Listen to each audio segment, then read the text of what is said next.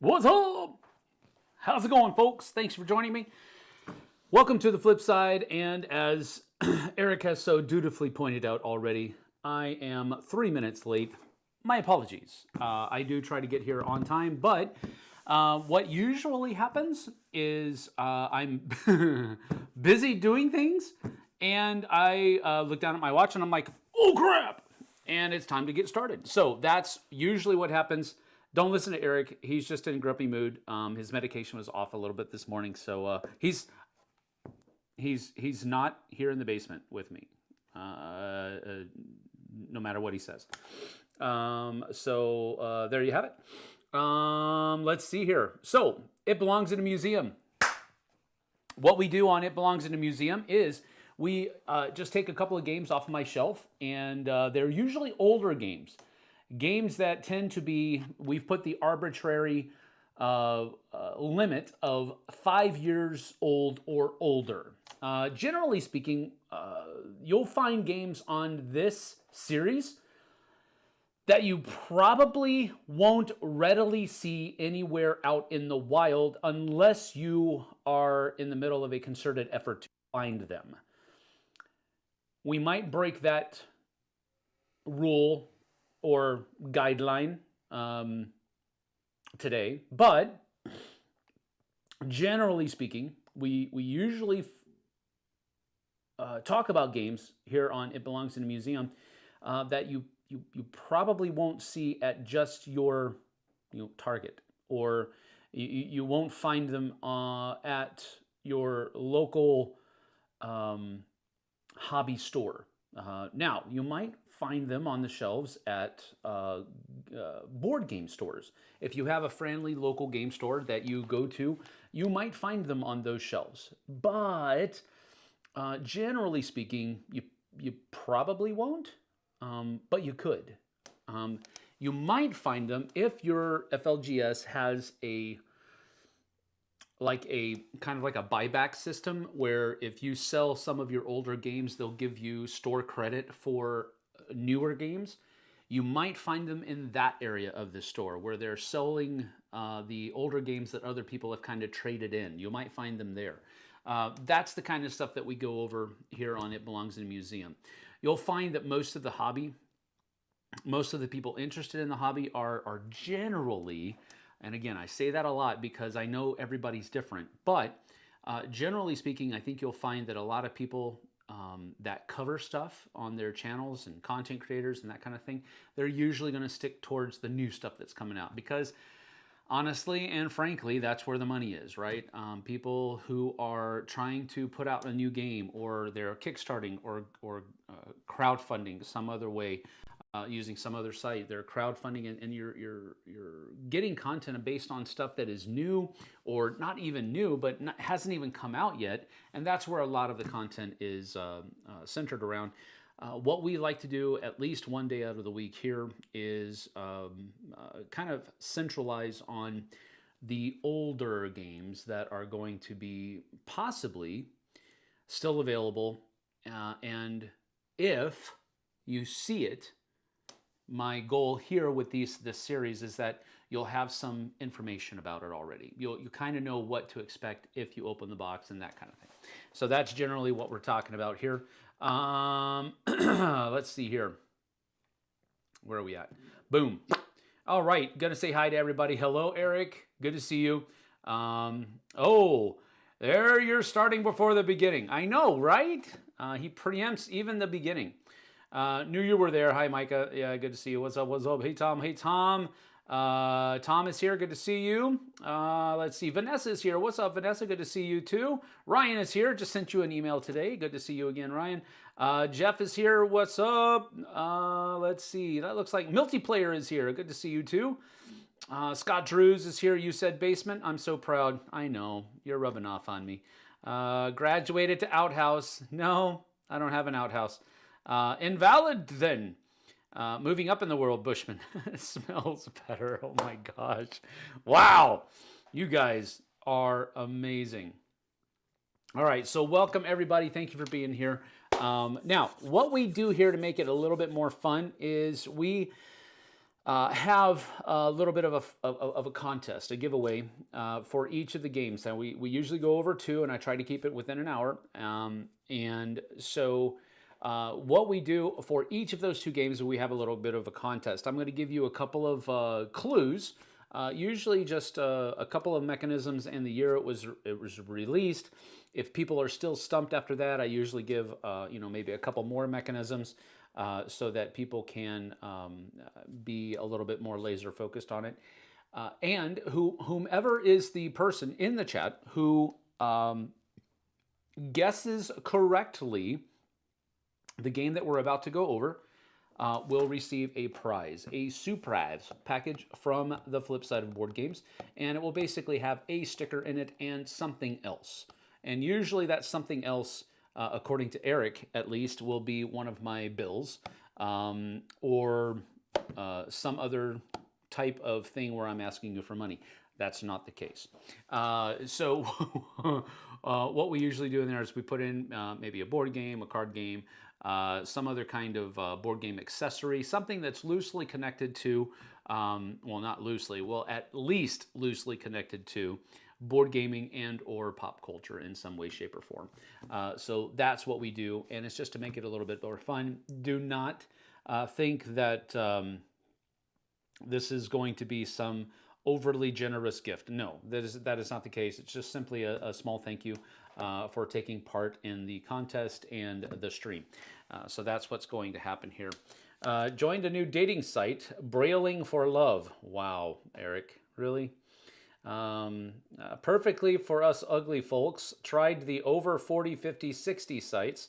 Ended up at a lot of wakes. Oh my gosh, dude. At least the flowers didn't go to waste.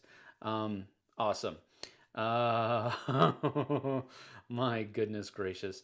On that note, I gotta head back to shop. Catch you all later. See you later, Vanessa. I'm sorry you were here for just that. Amazing. All right. So, oh,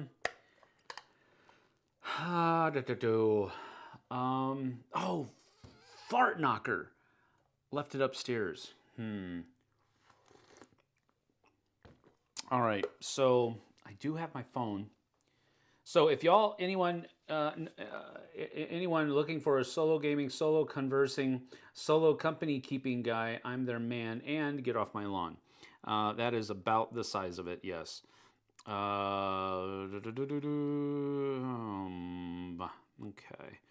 All right. Sorry.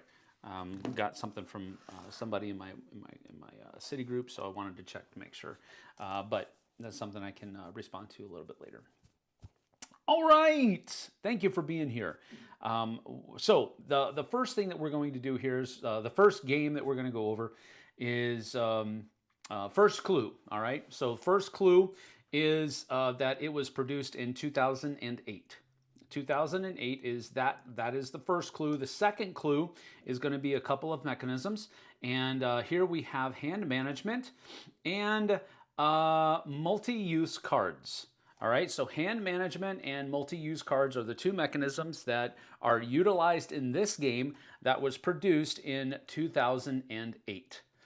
All right, so now you may begin guessing what you think this game might be that we're about to go over here on It Belongs in a Museum, to which you should dutifully reply, "So do you!"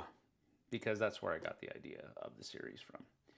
All right, so this needs to come here, and we could turn that off, actually. There we go. Whoa! Hey, Ryan! Thank you, buddy. Sam sends great prizes. I saw your email, Sam. Thank you again. You are welcome. And thank you, Ryan, for the super chat. I appreciate you. That's awesome. Thank you so much. Very, very much. Appreciate it. Okay, I'm done. Get on with it. All right. Thank you, Eric. I appreciate the permission that you have given me to move forward in my stream. Thank you. Let's see. Good luck, Mr. TI4. Thumbs up for you. Cosmic Encounter, Jeff says. Tom says Pandemic. Multiplayer says Pandemic. Scott Drews says Star Realms. All right. Well, That was short-lived, but Tom was the first one to guess it properly, and it is this one right here, Pandemic. Now, I said at the beginning of the stream, so let's go over this real quick while you're able to look at that beautiful box cover.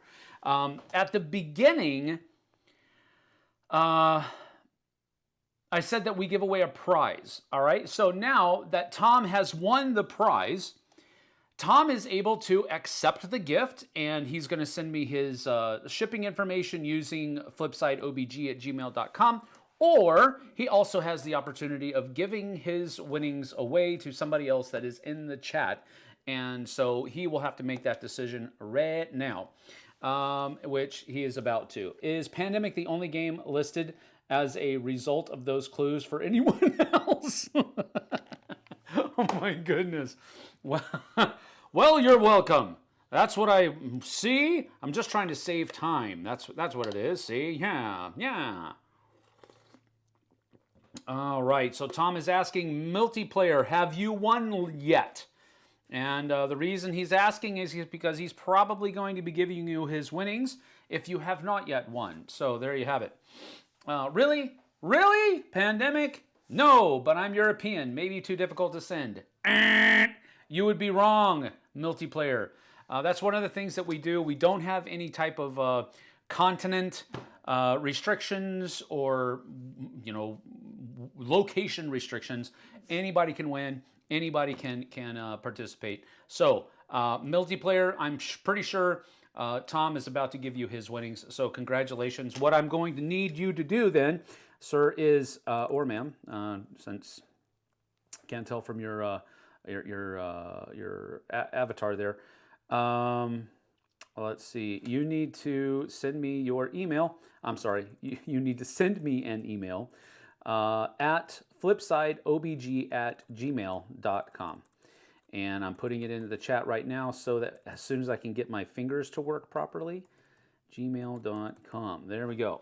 Boom. All right. There you go, sir. All right. Send it to multiplayer. Except Sam can't leave this continent. That's also false. Everyone will find pretty quickly that Eric is a wealth of misinformation. So just enjoy it, but don't put too much stock into it. All right. So Pandemic is...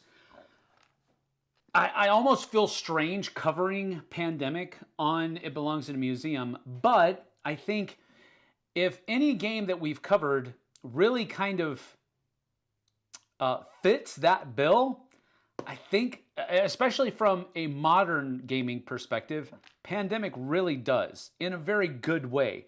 It's not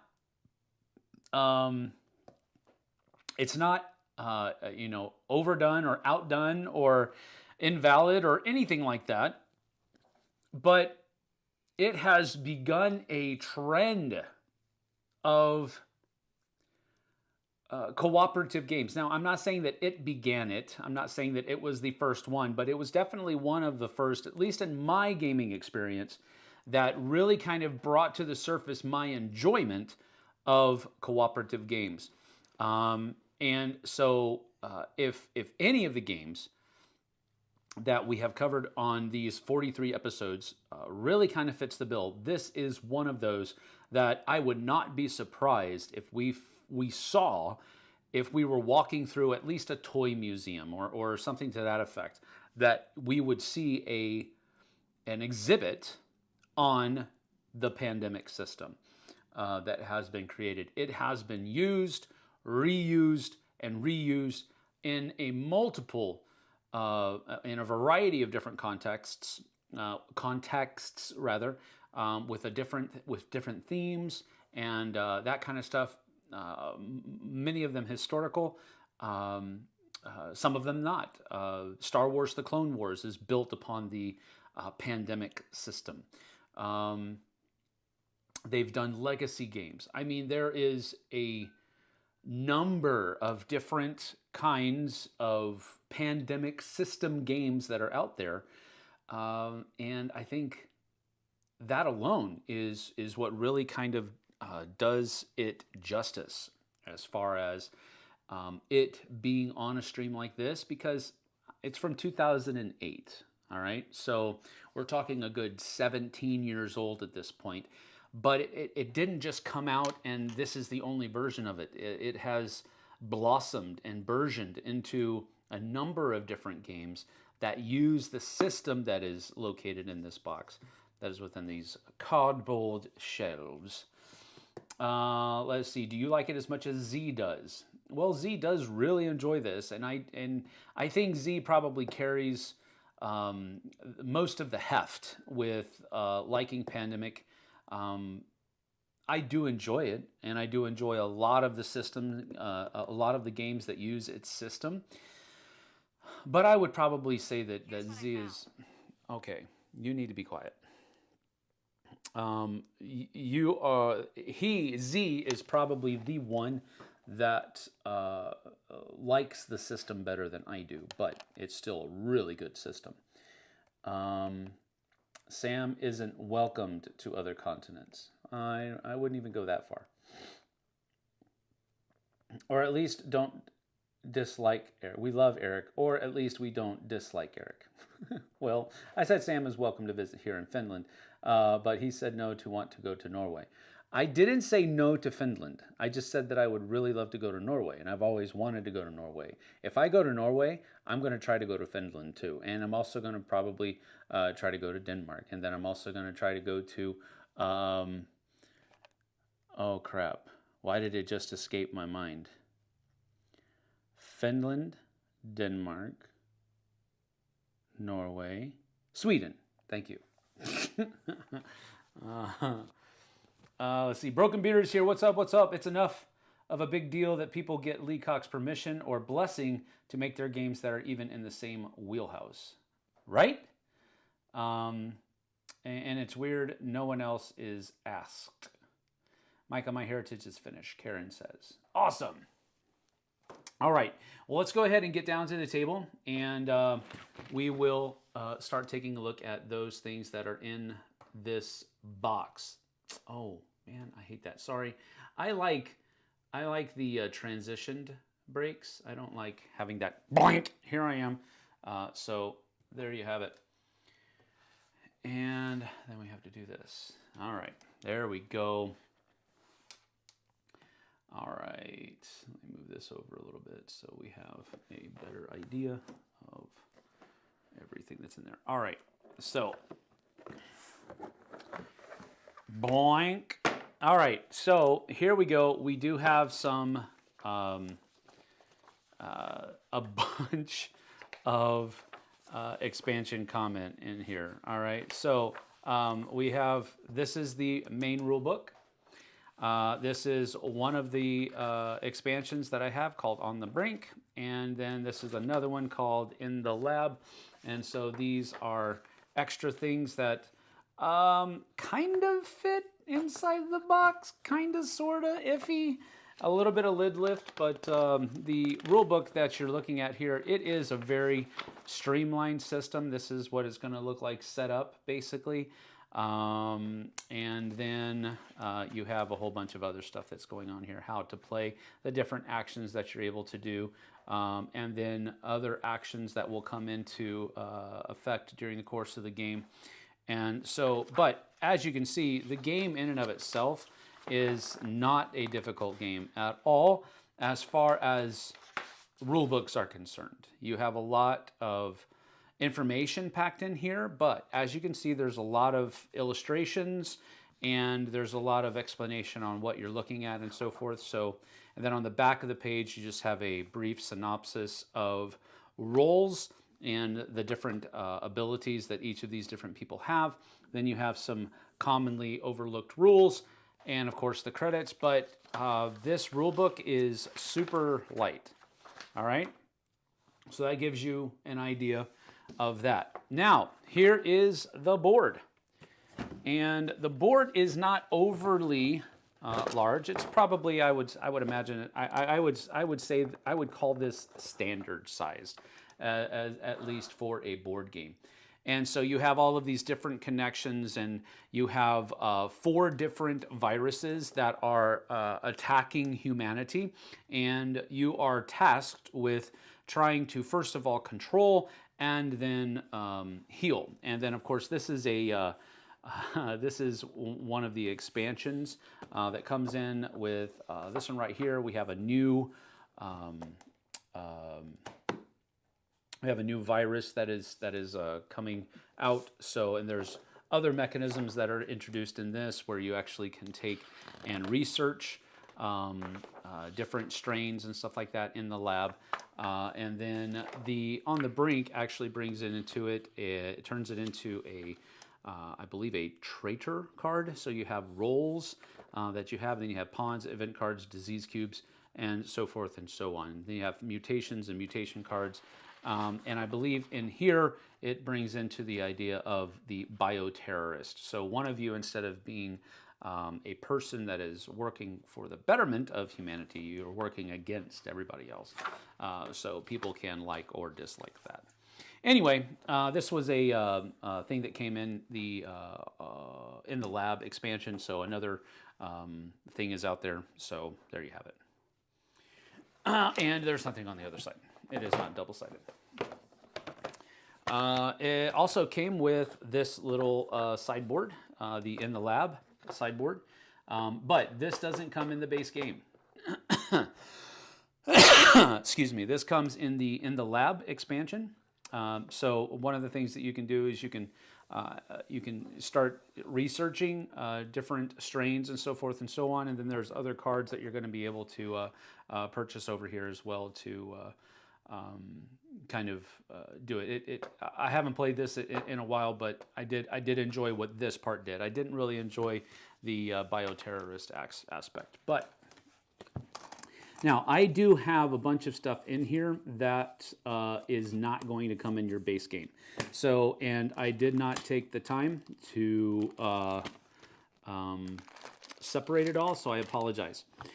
So first of, oh wow, these things came open. Well, isn't that great? All right, well, that gives me opportunity to do this. So these, I believe, came in the, this one right here. See the cure vials here? That's what these things are. So, and they're pretty neat. I really like these a lot. They're just, you know, they basically just kind of sit on the, wow, that's a little busted. I'm gonna have to glue that back down.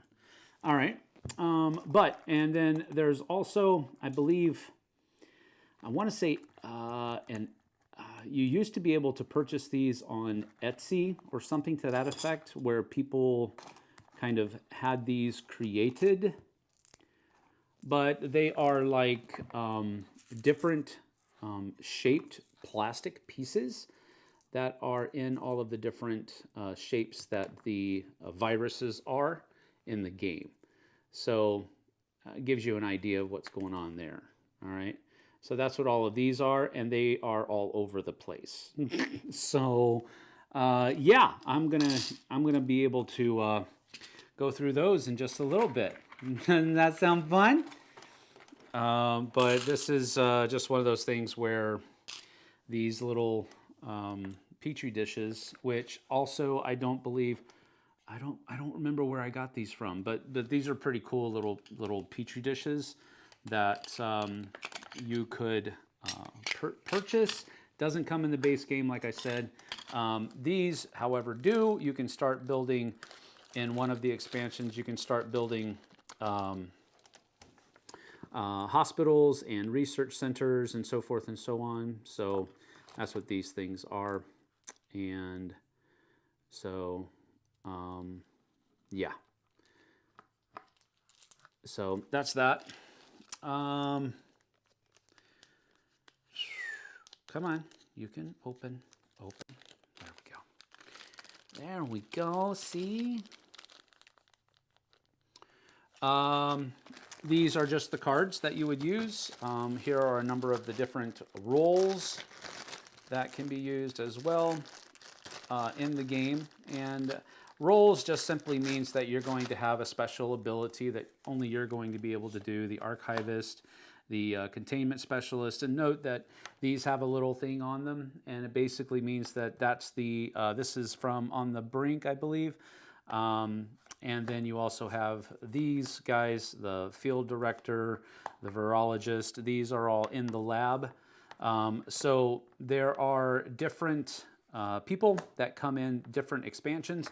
Medic, the dispatcher, operations expert, the scientist, the contingency planner, and the quarantine specialist. These are all basic mode. And then you have a whole bunch more here that are just, oh, another researcher there, that are basically for these two different things. So you have these guys came in On the Brink, and then these came with in the lab, and then these come with the whatchamacallit, the base game. But as you can see here, you might have got some new ones in the different expansions that basically change the role and the ability to help with different things that expansion brought in.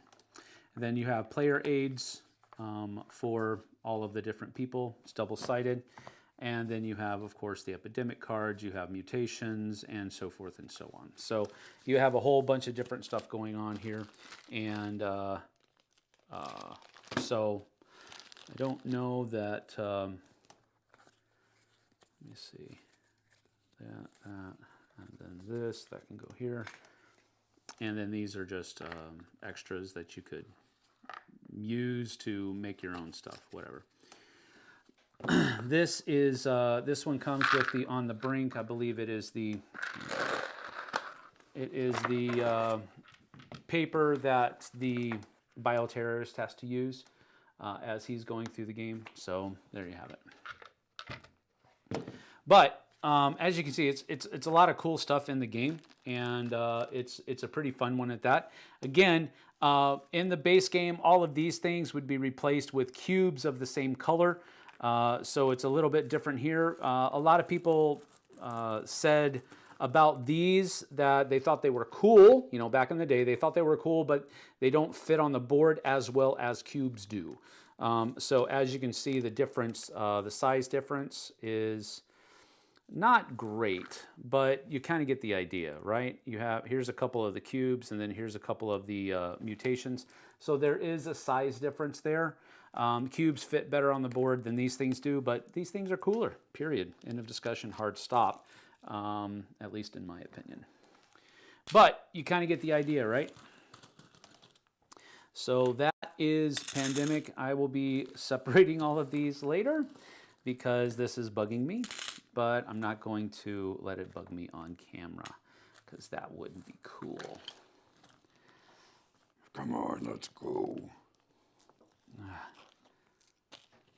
Boom, boom, boom, boom. But there we go. All right. So, oh, that's kind of bugging me too. All right. I'm just trying to get all this stuff out of the way now so that I can, oh, that was, there we go. So I can move things. Oh, there's another one. Bloop. All of these can go in here. And we're keeping all that stuff out. Everything else will go back in the box. Back in the bowl. In the bowl. All right, that can go in there. These can all go in here as well. That. And I'm going to have to find a bag for these. Oh, there is a bag. Hey, how about that? But this will get a... this is another reason why I actually like going over these other games, because it does give me a chance to kind of go enter into it again and see how much I'm going to like or dislike this. And so, but that is Pandemic in a nutshell. Boom. All right. Let's see here.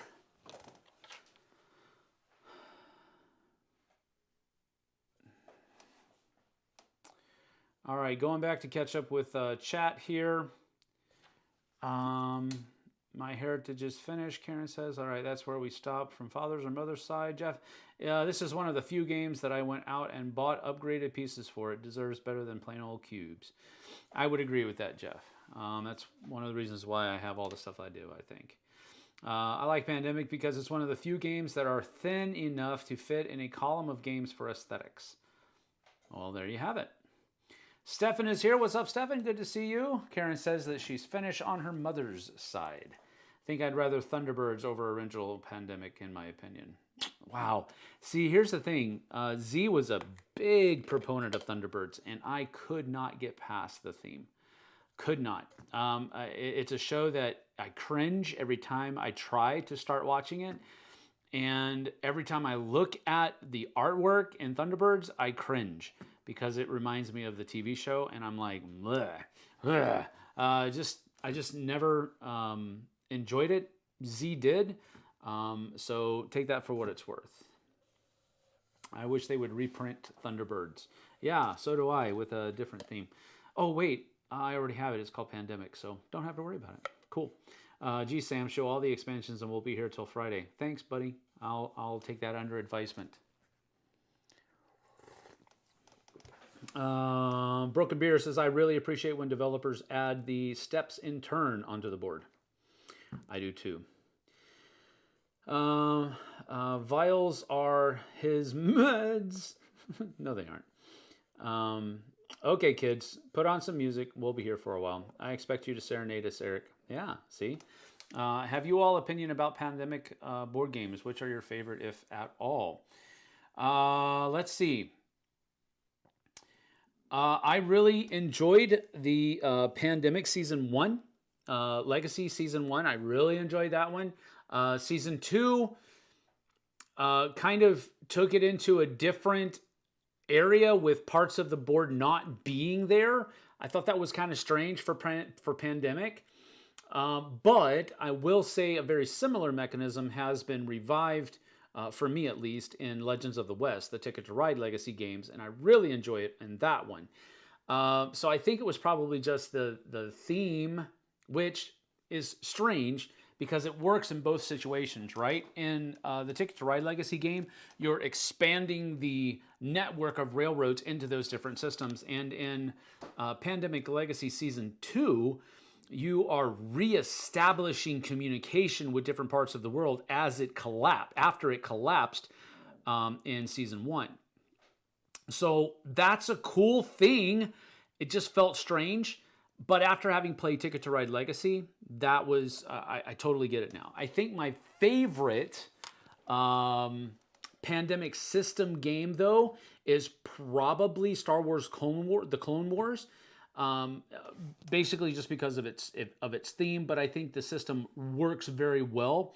And taking the epidemic cards out of the location deck and putting it into each of the villains decks, that was a cool switch up for me. I thought it was a neat thing because it gives you a little bit more. It might make the game a little bit easier. So if you enjoyed Pandemic for the challenge, then maybe Star Wars The Clone Wars won't be for you. But I liked how it made when those pandemic, or rather those epidemic cards were coming up, a little bit more predictable. Although within those villain decks, it could come up right after you reshuffle the deck. So there's still some randomness there, but it's not a deck of cards this thick. It's a deck of cards that thick.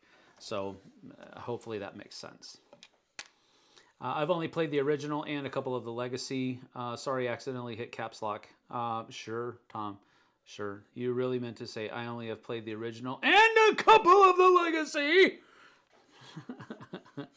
Let's see. Me Too played only the first one and doesn't like so much anymore. Yeah. Well, that's the way it goes. Robert Harris says, I think the original Pandemic, but also like The Cure, which is the dice version of the game. And I haven't played The Cure, which kind of I probably should because I like dice games, but I haven't played The Cure, or at least it's been a very, very, very long time since I have played it. Iberia is a favorite pandemic, David says, but Fall of Rome is still on the shelf of shame, and Reign of Cthulhu was too long ago to remember. Yeah, got you. Reign of Cthulhu wasn't bad. I'm not a huge Cthulhu fan, but again, it uses the same system, so I enjoyed the game, but I'm not a huge fan of the IP, so I didn't really care for it that much. Fall of Rome was one of, I think, the first usage of the pandemic system. I could be wrong there, but I want to say that Fall of Rome was the first pandemic system game that was done apart from pandemic itself. So I thought it was, I really enjoyed it, and there's a strong historical tie there, so that was cool. Thanks for the comments, Tom, Robert, and David. You are, I'll speak for them. You're welcome. Broken Beard says, I still need to get the Warcraft game to the table. That's another one that's really cool. The World of Warcraft Wrath of the Lich King is actually a really good usage of the system as well. I don't know. I just like the fact that they can take this system and apply it to so many different IPs, and it just works well, even thematically speaking. I think that's awesome. And it's really a I think it's a linchpin for one of those a system that is going to become, if it has not yet already, a classic. But yeah, that one's also good. I have that one as well. It's right up here. All right, so we are at 12:09, so we need to get to the next one. All right, our next game was a 2015 game. So it was published in the year 2015. And the two mechanisms are going to be hand management and simultaneous action selection. Hand management and simultaneous action selection. Those are the two mechanisms for our second game. All right, so multiplayer was the winner of our first contest. This is our second. And it was produced in the year 2015, and it has hand management and simultaneous action selection. Mission Red Planet, Jeff says. Wrong. Thank you for playing. You can continue to guess. Broom Service, Ryan says. No.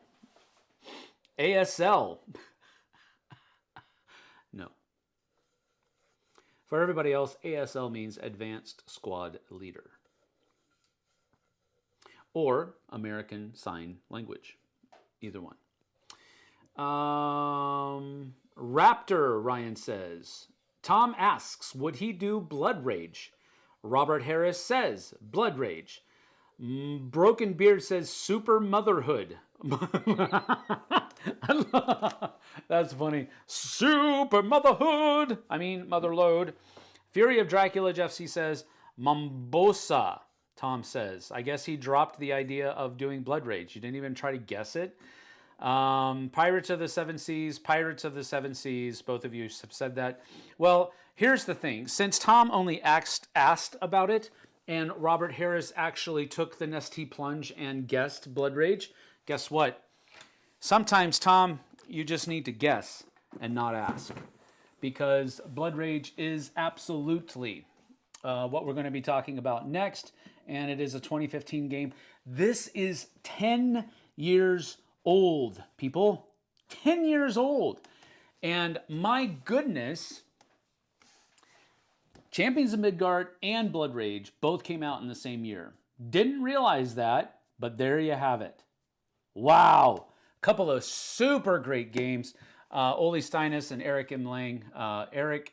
Lang are great designers, and they quickly became a couple of my favorite designers. I don't like everything that they always do, which you'll find that to be true. You'll find a designer that you really enjoy a number of his games, and then he'll come out with a few, or she will come out with a few that you'll have, it just won't hit, it won't land on you. It won't land for you.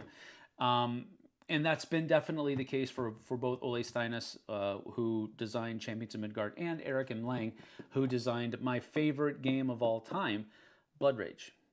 So take that into account. What year? 2015? Wow.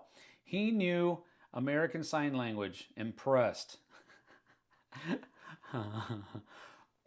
My stepdaughter Daphne actually took 2 years of American Sign Language as her high school language course requirements in high school. And so she actually speaks fluent American Sign Language.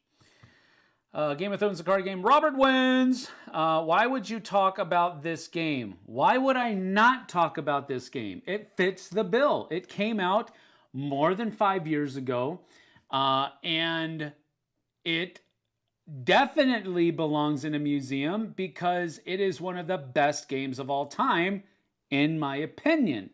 That's why I would talk about this game, Mr. Thomas. Stupid game, whatever. You guys have the opportunity to be wrong. It is a free country. Eric Lang actually does ASL at the BGG.con. Really? He plays ASL, or does he do American Sign Language at BGG.con? Blood Rage is a hilarious game. Love to use Loki tactics. I do as well. One of my favorite cards in the game is the one that gives your clan the opportunity, if you ever lose a battle, then you get to invade that province for free. I love using that card for a couple of different reasons. One being that if you're going to run the Loki strategy, I think you absolutely need to have that card to effectively run a Loki strategy. I would accept debate about that, but the way I found it is that the times that I've really been able to run the Loki strategy well, it's when I had that card in my hand, because it takes away the necessity of using a rage to put out one dude, even after you keep losing. It really, really helps, and I think it's the key to running an efficient Loki strategy. But I digress. Sam loves his Viking games. You are absolutely correct. Sister was a signer for students. That's very cool. Let's see. Working from home has my schedule all out of sorts. No worries, Luke. Thank you for being here anyway. All right, well, we're going to go ahead and get down to the table here, and I will have to ask you to possibly, I don't think I may have gone through and fixed it, but I do have an old broken token organizer in here, and I can't remember if I used, if I went through and corrected all of the, I've got to fix the upward camera here. Just to give us a little bit more room. There we go. Then we'll go over this way a little bit. There we go. That's good enough. Make sure I'm focused. There we go. And good to go. All right. Sorry about that, folks. So we are going to talk about Blood Rage. And yes, I believe Blood Rage is very much worthy of being talked about on this thing, because I do believe that it is one of those things, whether the lid is on correctly or not. Any takers? It is on correctly. Ha-ha! I'm not going to, well, yeah, sure, I'll turn it over. See? It's on correctly. In your faces, Luke. Hello, Dustin. Good to see you. All right. So as we open the box, here's the rule book. And rule book is here. And it does have a lot of information, but also a lot of illustrations as well. So I think that it does well. There's a good number of questions that don't get answered in the rule book, but again, this is a 10-year-old game at this point. There's been a lot of improvement in rule books over the last decade, But you get the idea. A lot of good stuff in here, though. Artwork has always been good, too. And then you have a rule summary on the back, so you don't have to necessarily comb through all of it. So here is the old Valhalla. I do have a the little package that they used to give out at for winners of tournaments and stuff like that. I think I bought it somewhere once, or a friend of mine gave it to me. Can't remember exactly, but it came with a little bit with Valhalla, and these player boards were on a little bit of a sturdier cardstock, but this is the original at least. Then you also have a couple of, I do have the 5-player expansion, so that's what this is. And then I also have the Gods expansion, which is what this is. It tells you how to use the different gods.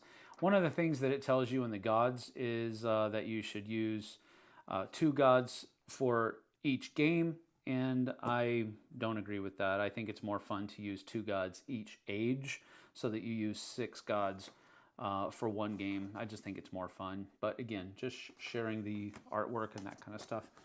And then the Mystics expansion as well. That's what these do as well. Mystics are a really easy expansion. It just gives you a couple of more troops that you can add to your arsenal. These are all of the different, well, here's the age board. This is set off to the side, of course. And then you have each of the different clans. So you have the Raven clan, Wolf, Bear, Serpent, Ram, and Wild Boar. Wild Boar is the 5th player expansion, purple. I usually play either the Ram clan because it's green, or the Bear clan because the bears. That's what I usually do, but I let other people choose first of all, more often than not. All right, so here is the board. And the board is basically the different provinces of the game. So you start with Yggdrasil, then you have Andulag, Gimli, Morkulor, Elvagar, Angerboda, Muspelheim, Muspelheim, and then Horger. And so it has a little bit of an area control mechanism where everywhere where you see these villages, that means that that's a place where one of your figures can go to. Once there are figures in all of these spaces, then nobody else can go to that until somebody dies. So there's that. You'll notice that in Yggdrasil there are no villages, which means that any number of models can be within Yggdrasil at any given time. Usually it's a battle royale going for there, because the pillage token here means that you can raise each of your clan stats by 1, and there's 3 of them, which is a pretty hefty thing to be able to do. But there is, as you can see, there's a different number of villages that are available in each of the different areas. And then around the outside is your point track to keep track of how many points everybody has, because you do score points. It is not double-sided. So that's the board for Blood Rage. And then the gods of Blood Rage. So you have Thor. And basically what the gods do, the gods give you a little extra rule that they impose upon the province that they are currently in when they are on the board. So in Thor's province, the winner of a battle in Thor's province gains 2 glory, which are victory points, per enemy figure destroyed in a battle. And then you have Frigga, which basically says that there's still a winner and a loser, but nobody dies. She's the protector. You have Tyr, or Tyr. In his province, strength is only based off of battle cards that are played, not the inherent strength of each of the models. In Loki's province, the loser of the battle is the person that gains glory or victory points, not the winner. This is the God card that was fashioned after me when I was with the Dice Tower. We actually had, it was one of the things on one of the Kickstarter campaigns where you could, but basically, Healy the Even-Handed, you can invade Healy's province with any figure by any means, costs exactly 1 rage. So if a leader, which normally invades for free, wants to come into Healy's province, then you have to pay 1, even though it would normally be 3, or I'm sorry, for free. Or if you have like one of the giants that costs 3 or 4 rage to invade with, if he's invading Healy's province, you only have to pay 1. So it kind of levels the playing field that way. Heimdall, basically during battles, whoever is calling the pillage gets to look at everybody else's battle card before they choose which one that they play. Odin basically allows you to get the pillage reward again if you successfully pillage. And so these are just really cool things to add to the game, in my opinion. All right, let's see. How do I want to do this? I can't remember. So if I have I think I have all this put together. Nope, I surely don't. There we go. There's that. See? Man, I should have just, dadgummit. I thought I fixed all this. Well, these are the ones that are harder, not harder, but this is the first player token. And this is something that you could only get at a tournament. And I think I purchased it from a guy who owns a store because he had some left over. Or somebody gave it to me. I can't remember. I apologize, but I can't remember what happened there. But these are all of the Ragnarok tokens that are put on the board. So you basically are determine which places are going to be destroyed over the course of the game. And then they also are useful in determining where the gods are going to be placed at the beginning of every age if you play it the way I do, or at the beginning of the game if you play it the way the book tells you to. So that is the Ragnarok tokens that come in the game. And then you have the different pillage tokens, which are here. And I did not, some of you might be asking, I don't know though, but here are the different pillage tokens here as well. And I did not back the reprinting, I guess you could call it, of the game, where they reprinted a lot of the different, all right, this one's gonna have to be put back. Gosh, my goodness. The problem is that these things can't really be, no! Oh, anyway, these really can't be, this lid and these two things can't be glued in. Everything else is pretty solid, but, oh my goodness gracious. All right, well, I know what I'm going to be doing later on today. So anyway, here are 2 of the mystics for the Wolf Clan. And the cool thing about this game is that each clan has 4 of each of these sculpts. So they have 2 sculpts. So the Wolf Clan has these 2 guys. One guy that's like a shield dude, and then another guy that's carrying an axe and a short sword. So there's 4 of these, and there's 4 of these. And then you also have a leader. So here's the Wolf Clan's leader. And then you have 2 mystics. And then, if you have the mystics expansion at least, and then you also have the your ship for the Wolf Clan. Then in the base game, you had to keep track of your stats on your player board and all of that other kind of stuff. You basically in the base game had these little cardboard tokens that look like that. But then one of the things they came out with later on was you could buy this upgrade. You also had a point marker that looked like this, and it's double-sided as well. But then they had it to where you could purchase these little guys, which are basically like busts of whatever animal your clan was named after. that would replace these little tokens. So I thought that was a cool thing. But so that gives you an idea of everything that's in there. You also have, here are all of the gods that are available. Here, Healy is the only one that's been painted because a buddy of mine, Vernon, painted it for me. So it's not like, you know, narcissistic or anything like that. It's just the way it goes. I'm not going to pull everything out because it'll be a bear to get everything back in. But these are some of the monster miniatures that come in the game. You have the fire giant, the troll. You also have the sea serpent and the frost giant. Those are all base game. Then you also have some of these that are expansion content.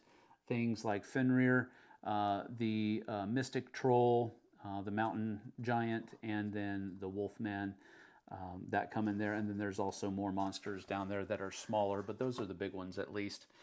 This is, you know, sometimes when you find a game that you really enjoy, you kind of come at it with this idea of, well, yeah, this is cool, and you're going to enjoy it, and you're going to have fun, and all this other kind of stuff. But after a while, if you're, you know, you might find yourself kind of not really souring on it, but you're just kind of not as excited about it as you used to be. And I just have to say that is not the case with me and Blood Rage. I love this game so much, and it is one of, I really, truly enjoy playing it, and I'm of the opinion that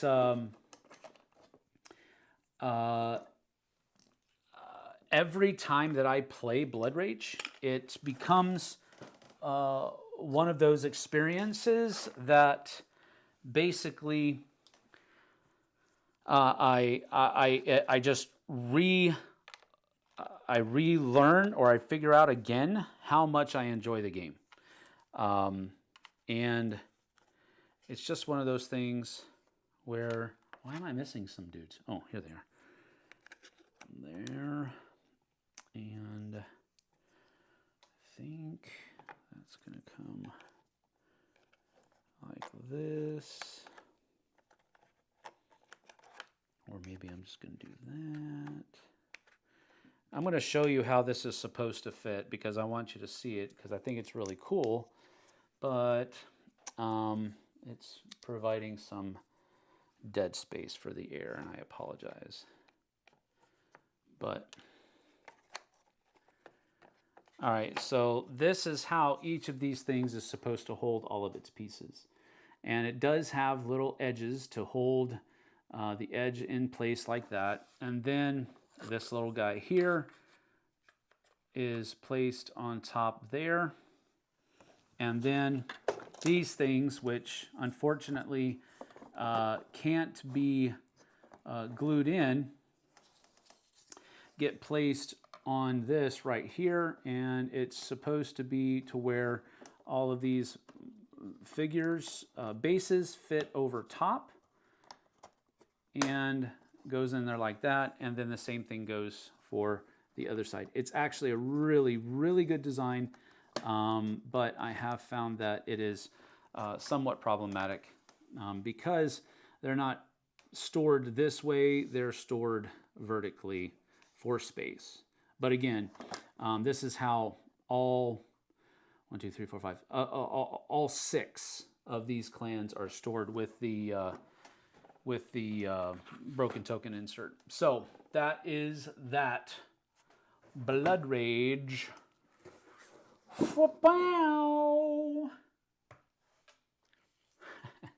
So there you have it.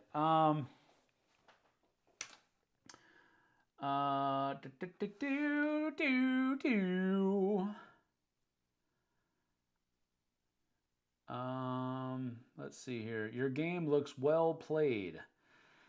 Yes, the box is really what carries most of the brunt of the damage on the corners and so forth, and I have repaired it as best I can. Unfortunately, you cannot order a new box you basically have to purchase another copy of the game to get a different box, and I'm not going to do that. But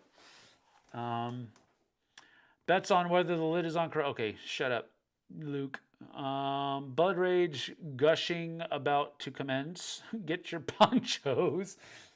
Would you buy a reprint if they did one? No. Because I have everything for it. And I don't know. Okay, I would try to purchase things because they did do a reprint of it, and I didn't get any of the stuff.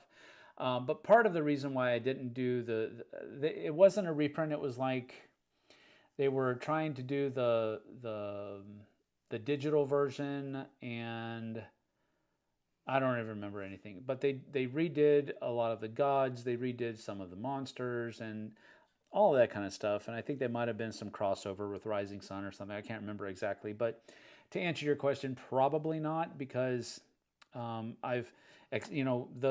condition of the box notwithstanding, I've done my best to keep this in pretty good shape. So I really, really don't need a reprint of it. But you never know. You never know. Might be here a while. No, I'm not going to go over everything. Not whining, speaking truth to fiction.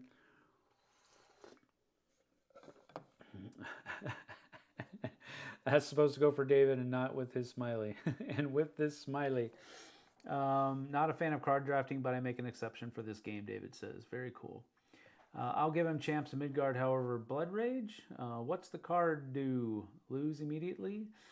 And everything is all over the place as usual. Well, not everything. At the beginning of the game, everything was in its tight little spot, and then I started pulling things out, and then it fell over. Great insert, effective, sarcasm. Yeah, stupid game. Stupid insert. You shut it. Both of you. Not really a good insert. Well, it is actually a really good insert. I just don't I don't like the way it's stored. So maybe I'm going to start playing with how those things, maybe I can put them face down. I don't know. I have no idea. Hawaii 5-0 has issued a copyright strike. No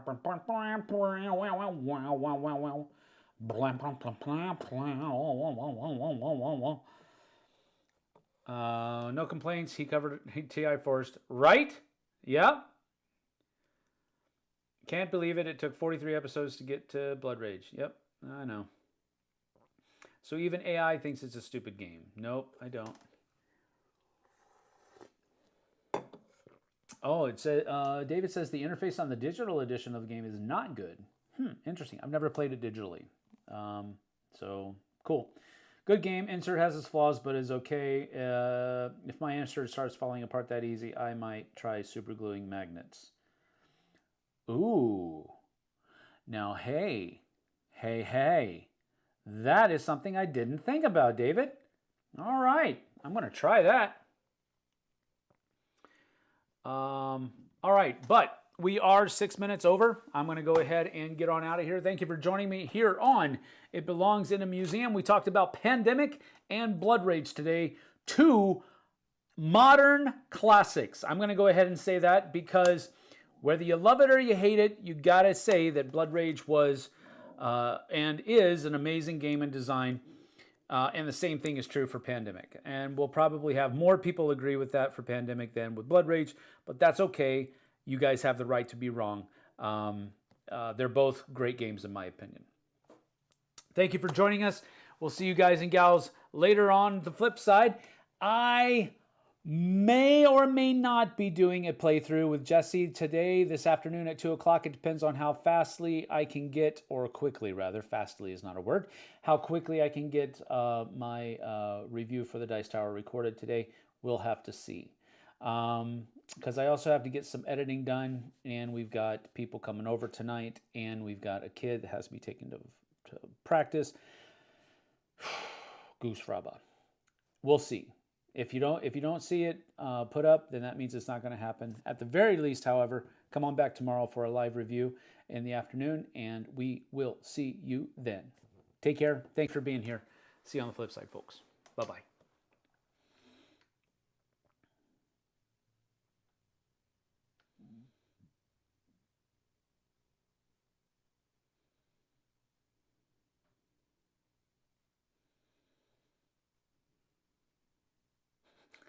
You're a nerd, Scott.